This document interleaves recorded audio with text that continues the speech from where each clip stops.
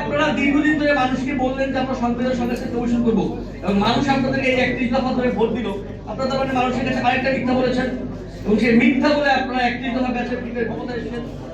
মানে বিএনপি যে ক্ষমতা এসেছে, বিএনপি মিথ্যা বলে ক্ষমতা এসেছে। তারেক রহমান মানুষের কাছে মিথ্যা বলে মানুষকে মিথ্যা আশ্বাস দিয়ে নেই 2/3 যে সোকাল মেজরিটি শোনা যায় সেই মেজরিটি পেয়েছে। তারা কি করলেন, তারা যখন ভোট চাইতে নামলেন তখন তারেক রহমান রংপুরে গিয়ে সাদ আহমেদ কক্সবাজারে গিয়ে বললেন যে দয়া করে গণভোটে হ্যাঁ দিন। ছাত্রদলের ভাইরাও একই প্রচারণা করলেন যে আমরা গণভোটে হ্যাঁ পক্ষে আছি। 12ই ফেব্রুয়ারি নির্বাচনের দিন তারা ব্যালটের ছবি তুলে ফেসবুকে দিয়েছে, তারা সবাই গণভোটে হ্যাঁ দিচ্ছেন। এই সব কিছু জেনে শুনে যখন তারেক রহমান গণভোটে হ্যাঁ দিতে বলার পরে যখন গণভোটে হ্যাঁ জয়যুক্ত হলো, এখন এসে ওনারা বলছেন যে এটা করতে 3 ঘন্টা লেগেছে আমাদের, তার মানে জনগণেরও বেশি সময় লেগেছে। এবং সাদ আহমেদ বলছেন এই বাস্তবায়ন আদেশ যেটি আছে সেটা অন্তর্বর্তীকালীন সরকারের অন্তহীন প্রতারণা। মানে 1 মাস বসে তারা প্রতারিত হয়েছেন, 1 মাসে টের পান নাই, যেটা অন্তহীন প্রতারণা। 1 মাসে টের পান নাই এবং তারা আবার টের না পেয়ে প্রতারিত হয়ে 1 মাস পরে গিয়ে আবার গণভোটে হ্যাঁ ভোট চাইছেন। এখন এসে বলছে এটা প্রতারণা। তার মানে এইটা অন্তর্বর্তীকালীন সরকারের প্রতারণা নয়, এটা বিএনপির মিথ্যা। বিএনপি শুধুমাত্র ক্ষমতায় যাওয়ার জন্য, মেজরিটি পাওয়ার জন্য, ভোটে জেতার জন্য গণভোটে হ্যাঁ পক্ষ নিয়েছিল। এটা মিথ্যার আশ্রয় নিয়ে বিএনপি সরকার এসেছে, বিএনপি ক্ষমতায় এসেছে, মেজরিটি পেয়েছে।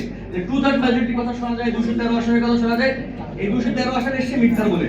যদি তারেক রহমান গণভোটে হ্যাঁ ভোট না চাইতো, বিএনপি থেকে মানুষ মুখ ফিরায় নিত। শুধুমাত্র মানুষের ভোট পাওয়ার জন্য মানুষকে মিথ্যা বলে, মানুষকে প্রতারিত করে বিএনপি ক্ষমতায় এসেছে। দ্বিতীয় আলোচনা, বিএনপির 31 দফা, বিএনপি তাদের যে নির্বাচনের ম্যানিফেস্টো তার থেকে 31 দফার প্রচার মার্কেটিং এবং বেচাবিক্রি বেশি করেছে। 31 দফার প্রথম দফায় বলছে সংবিধান সংস্কার পরিষদ বা সংবিধান সংস্কার কমিশন, এবং এটা বলছেন আরো বিগত কয়েক বছর ধরে। তারেক রহমানের যুগান্তকারী এক পদক্ষেপ হিসেবে এটাকে নানাভাবে বলেছেন বিএনপির সকল বুদ্ধিজীবী অ্যাক্টিভিস্টরা। এবং এই এতদিন ধরে সংবিধান সংস্কার কমিশনের আলোচনা বেচার পরে এখন এসে তারা বলছেন সংবিধান সংস্কার কমিশন বলতে কিছু হবে না, হবে একটা সকল ট্রেডিশনাল সংবিধান সংশোধনী কমিটি, যারা সবসময় কিছু অ্যামেন্ডমেন্ট নিয়ে আসে। কারণ এই যে আপনারা দীর্ঘদিন ধরে মানুষকে বললেন যে আমরা সংবিধান সংস্কার কমিশন করব এবং মানুষ আপনাদেরকে এই 31 দফা ধরে ভোট দিল, আপনারা তার মানে মানুষের কাছে আরেকটা মিথ্যা বলেছেন এবং সেই মিথ্যা বলে আপনারা 31 দফা ব্যাচের ক্ষমতা এসেছেন। মানে বিএনপি যে ক্ষমতা এসেছে, বিএনপি মিথ্যা বলে ক্ষমতা এসেছে। তারেক রহমান মানুষের কাছে মিথ্যা বলে মানুষকে মিথ্যা আশ্বাস দিয়ে নেই 2/3 যে সোকাল মেজরিটি শোনা যায় সেই মেজরিটি পেয়েছে। এবার দ্বিতীয় আলোচনা দেখেন, বাংলাদেশের সংসদে যেখানে নাজিব মমিন ভাই আছেন, ওনার সংসদ দেখেন, একজন চার্লি চ্যাপলিন এসেছেন। তারেক রহমান নাই, তিনি চার্লি চ্যাপলিন হয়ে গেছেন। মুখে কিছুই বলেন না, শুধু হাত দিয়ে টেবিল চাপড়েন আর মুখে মুখে হাসেন, আর কিছু করেন না।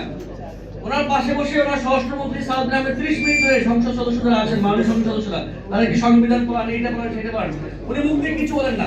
আপনি রংপুরে গিয়ে বলেছেন দয়া করে গণভোটে হ্যাঁ দিন। এখন আপনি মুখে বলুন যে সংবিধান এই যে জুলাই সনদ বাস্তবায়ন আদেশ, এটা কি অন্তহীন প্রতারণা নাকি এইটা সরকারের অন্তর্বর্তীকালীন সরকারের ভালো পদক্ষেপ ছিল? আপনি যে গণভোটে হ্যাঁ দিতে বলেছেন, এখন অধ্যাদেশ বাতিল করতে চাইছেন, এই দুইটা আপনার কোনটা আপনার পজিশন সেটা আপনি মুখ দিয়ে বলেন না। চার্লি চ্যাপলিনের মতো শুধু বসে থাকেন, বসে বসে টেবিল চাপড়েন, মুখে মুখে হাসেন। এবং এই যে তারেক রহমান বলছেন না, এবং বলছে কি যে এই অন্তর্বর্তীকালীন সরকার নাকি এনসিপি আর জামাতের সরকার ছিল, ফলত এই যে জুলাই সনদ বাস্তবায়ন যে আদেশটা আছে এটা বলতে এনসিপি এবং জামাতের বাস্তবায়ন আদেশ, এটা অন্য কেউ ছিল না। এবং মানে মজার ব্যাপার কি যে অ্যাটর্নি জেনারেল তাদের, এবং অ্যাটর্নি জেনারেল এইরকম নানা রকমের আইনি যে কলা কৌশল সেটাতে রাষ্ট্রকে বিভিন্ন পরামর্শ দিয়ে থাকেন। অ্যাটর্নি জেনারেল বলছেন যে নাহিদ ইসলাম যেই বলে শপথ নিয়েছেন, তিনি নাকি সেই বলে শপথ নিয়েছেন, অথচ নাহিদ ইসলাম 2 দিন আগে শপথ নিয়েছেন। নাহিদ ইসলাম শপথ আগস্টের 6 তারিখে, এবং উনি বলছেন যে উনি নাকি নাহিদ ইসলাম শপথ নিয়েছেন, উনি নাহিদ ইসলাম 2 দিন আগে শপথ নিয়েছেন। ওনাদের সর্বোচ্চ আইনি কলাকুশলী ওনারা এসে এখন বলছেন এটা এনসিপি আর জামাতের আদেশ ছিল। যাই হোক, আমি সর্বশেষ কথা বলি, প্রত্যেক জেনারেশনে একটা পলিটিক্স থাকে। আমাদের 1971 যে জেনারেশন ছিল তাদের একটা পলিটিক্স ছিল, তারা মুক্তিযুদ্ধ পেয়েছিল।